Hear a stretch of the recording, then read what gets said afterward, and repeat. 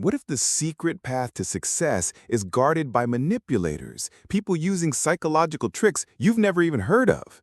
This isn't a movie plot. It's the silent, invisible game being played all around you every single day.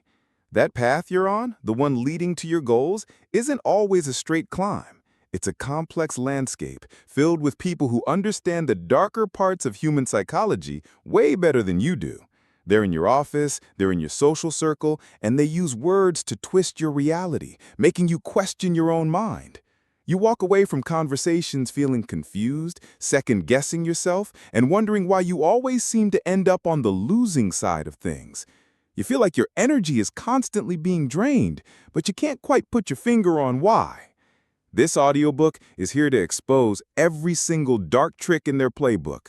We're going to pull back the curtain on everything from gaslighting to love bombing and hand you the shield you need to protect your mind and finally claim the success you deserve. This knowledge isn't meant to turn you into a monster. It's a flashlight for the dark corners of human interaction, designed to arm you, to help you see the whole chessboard, and to let you make your moves with confidence and integrity. Because true power isn't about controlling others. It's about making sure no one ever controls you again. If you're ready to uncover the truth and master the unspoken rules of the game, subscribe now. Your real education starts here. You've probably heard the term gaslighting, but its real danger is often brushed aside. At its heart, gaslighting is a nasty form of psychological manipulation where someone tries to make you doubt your own memory, your perception, and even your sanity. How do they do it? By constantly denying things that happened, twisting facts, and insisting on a completely false version of reality. Their goal is simple and sinister: to destabilize you. By chipping away at your trust in your own mind, the gaslighter makes you more dependent on them and therefore much easier to control. Imagine this at work. You finish a critical part of a project and email it to your manager, Alex, clearly stating the deadline is Friday. Alex never replies. Friday morning, the client is furious, and Alex calls you into the office with a concerned look. "What happened with the project?" "I was waiting for your feedback," you say, completely confused. Alex just furrows his brow. "My feedback? I told you on Monday to send the finished report straight to the client. Don't you remember?" You search your memory. You check your notes, your emails. Nothing. But Alex is so confident, so unshakably certain, that you start to question yourself. Did I forget? Am I just overwhelmed and messing things up? You find yourself apologizing over and over again. In that moment, Alex has successfully dodged all the blame, dumped it on you, and planted a seed of doubt about your own competence. The gaslighter uses phrases like, "That never happened," "You're just being too sensitive," or "You're imagining things," to slowly wear you down. Over time, victims of gaslighting feel anxious, confused, and can't even make simple decisions, becoming a shadow of their former selves. They become easier to manage, easier to blame, and easier to control. Love bombing is one of the sneakiest tactics out there because it's disguised as overwhelming fairy tale affection.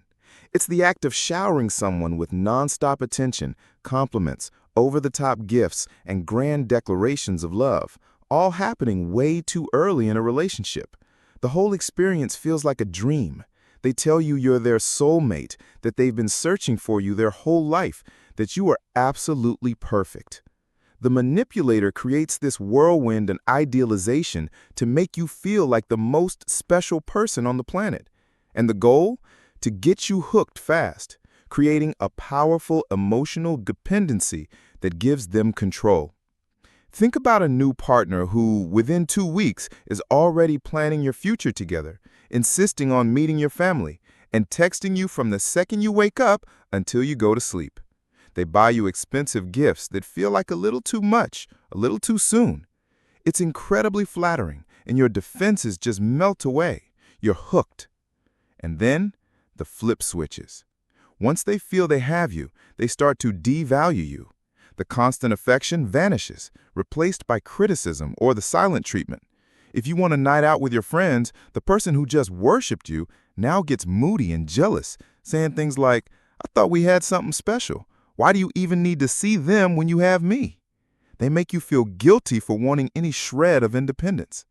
Before you know it, you're desperately trying to get back to that perfect beginning, doing whatever they want just to get that flood of affection again. Love bombing isn't love. It's a calculated campaign to establish control. It builds a bond not on respect, but on an addiction to the initial high, followed by a desperate fear of withdrawal. Guilt is a powerful emotion, and manipulators are masters at using it as a weapon. Guilt tripping is a form of emotional blackmail where they make you feel responsible for their bad feelings or situations to get you to do what they want. They play on your empathy and your desire to be a good person, twisting things to make you think you're at fault when you're not. The goal is to corner you into caving to their demands just to relieve the fake distress they've created. Picture a family member asking to borrow a large sum of money you simply can't afford to lend. You politely explain your situation and say no. Instead of understanding, they let out a heavy sigh and say, "That's fine, I get it. I always thought family helped each other out. Don't worry about me. I'll figure out how to not get evicted on my own." The trap is set. They haven't directly insulted you, but the message is crystal clear. You are selfish, you are uncaring, and you are a bad family member. You're now the reason for their potential disaster. A wave of guilt hits you hard. You start to second-guess your very responsible decision. This tactic puts you on the defensive, forcing you to prove you're a good person by giving them what they want. Manipulators who do this often play the victim, blowing their suffering way out of proportion to make you feel like you're always in their debt. They learn what makes you tick emotionally and know that making you feel guilty is the fastest way to make you abandon your own needs and boundaries. Triangulation is a subtle but incredibly destructive tactic that involves pulling a third person into a two-person issue to stir up conflict and stay in control. Instead of talking directly to you, the manipulator uses someone else, a coworker, a friend, a family member, as a be-between, either to make you jealous or to make their side of the story look better. The goal is to mess with your relationships, make you feel insecure, and keep themselves as the center of power. Imagine you and a coworker, Sarah, have a small disagreement. Instead of talking to you, Sarah goes to another colleague, Ben, and says, "I'm really worried about them. They seem so stressed and their performance is slipping. Do you think everything's okay?" Now Ben starts looking at you differently, and the whole office dynamic feels off. Sarah has created an alliance and painted you the problem without ever facing you. In a relationship, a partner might constantly bring up their ex. "My ex always understood how important my career was," or "my ex would have loved this." This isn't just a harmless comparison, it's triangulation. They're dropping a third person into your relationship to make you feel insecure and like you're in a competition. Suddenly, you feel like you have to measure up to this ghost, always trying to win your partner's approval to prove you're better. The manipulator thrives on the drama this creates. They become the prize to be won, holding all the power while you and the other person are turned into rivals. It's a classic divide-and-conquer move, used to make sure they're always the center of attention and in complete control. One of the cornerstones of long-term manipulation is isolation. This tactic involves slowly, methodically cutting you off from your support system, your friends, your family, your trusted colleagues. It often happens so gradually you don't even notice until you're completely alone with the manipulator as your only source of reality and support. The goal of isolation is to get rid of any outside voices that might challenge the manipulator's story and to make you totally dependent on them. It starts small. A new partner might say things like, "Your best friend is such a bad influence," or "Your family is so controlling, they don't really want what's best for you." At first, it might even sound like they're just being protective. They'll start drama or create a conflict every time you have plans with friends or family, making it so emotionally draining that you start canceling just to keep the peace. At work, a manipulated boss might pile on projects that keep you late and working on weekends, making it impossible to have a social life. They might create a culture of secrecy, telling you, "Don't discuss this with the rest of the team," which stops you from checking facts or building alliances. Over time, your world shrinks. The only person you have to talk things over with is the manipulator. With no one else to turn to, you start seeing the world through their eyes. Any doubts you have about their behavior get brushed aside because there's no one there to say you're not crazy. You're on an island, and the manipulator controls the weather.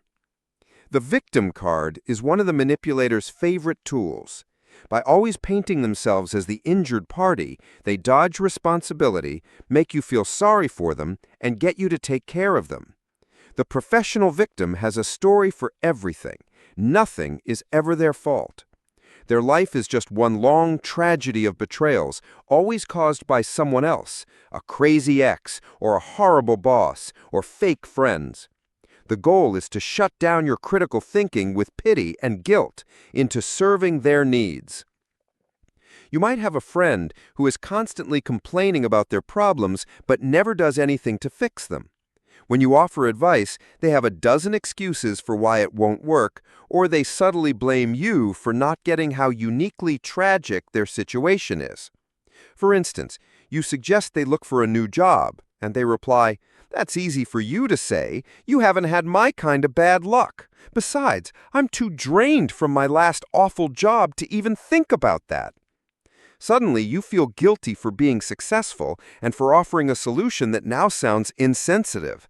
You back off and just offer sympathy, which is exactly what they wanted. You might even find yourself offering to help them out financially or do their work for them. People who play the victim are like emotional black holes. They use their supposed helplessness to avoid all responsibility and train everyone around them to expect nothing from them while giving them everything. It's a powerful way to control people because it makes any request for them to be accountable seem like an attack on someone who's already down. You see this tactic on a grand scale in politics, but it works just as well one-on-one. The manipulator takes a small problem and blows it up into a massive crisis, or they invent an outside threat to create fear and urgency. The goal is to create chaos that only they can solve, which makes you more loyal and dependent on them for safety. Think of a manager who is constantly talking about looming budget cuts and layoffs, even with no official word from the top. They create a climate of fear. They might say, "Corporate is looking to make cuts, but don't worry, I'll protect my team. Just do exactly what I say and don't make any waves." By creating an us versus them dynamic, the team against the evil corporation, the manager grabs more power. Team members become terrified to question them, afraid of being cast out to face the enemy alone. They work harder, complain less, and start seeing the manager as their savior. In a personal relationship, a partner might exaggerate the dangers of the world. "It's a scary world out there. It's safer if we just stay in together." Or they might create paranoia around your friends. "I heard what they were saying about you. They aren't your real friends. I'm the only one who truly has your back." This tactic mixes fear with isolation, making the manipulator seem like the only safe harbor in a storm they created themselves. It preys on our basic need for security, offering a twisted kind of protection in exchange for total obedience. Recognizing these games is the first and most powerful step towards stopping them. Manipulation needs darkness and confusion to work. The moment you shine a light on the tactic, it starts to lose its power. This knowledge is your shield. Here's the first steps to defending your mind. First, you have to build and enforce strong boundaries. A boundary isn't a suggestion. It's a clear line you draw about what you will and will not accept. When someone tries to guilt trip you, you can say, "I understand this is hard for you, but my decision is final." You don't need to apologize or over-explain yourself. Learning to say no without feeling guilty is a skill, and it's your right. Second, sharpen your critical thinking. Manipulators count on you having an emotional reaction, not a logical one. When you feel a sudden intense emotion, whether it's guilt, fear, or even over-the-top flattery, just pause. Take a breath and a step back from the situation. Ask questions. Talk it over with people you trust. Manipulators want you to act right now, driven by the emotion they just created. By breaking the spell and letting your rational mind catch up, you break the spell. Finally, document your interactions. This is absolutely essential when you're dealing with gaslighting. After a confusing conversation, write down what was said, just as you remember it. Keep a private log of important events, promises, and statements. This isn't about building a case, it's about protecting your own sanity. When a manipulator says, "I never said that," you can look at your own records and trust your reality, reminding yourself that you are not the one who's confused. Your own notes become an anchor in the storm of their lies. You've now been handed the hidden rulebook. You've seen the twisted mechanics of gaslighting, the deceptive blueprint of love bombing, and the emotional trap of the victim narrative.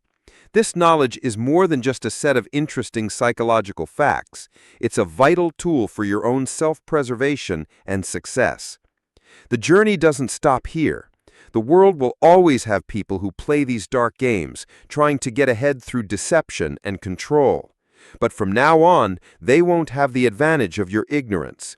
You are now armed with a new lens to see the world, one that can spot the subtle signs of manipulation and the red flags of a toxic person from a mile away.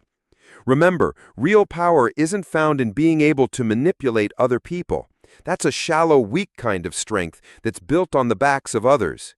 True, unshakable power comes from understanding human nature so well that you are never manipulated again. It is the power of knowing your own mind, of seeing clearly, and of acting with unwavering integrity. The game of success is played in the mind. Now you know the rules. If this audiobook has opened your eyes, please like this video to help others find it. And in the comments below, share a manipulation tactic you've personally experienced or seen. When we share our stories, we drag these dark secrets into the light together.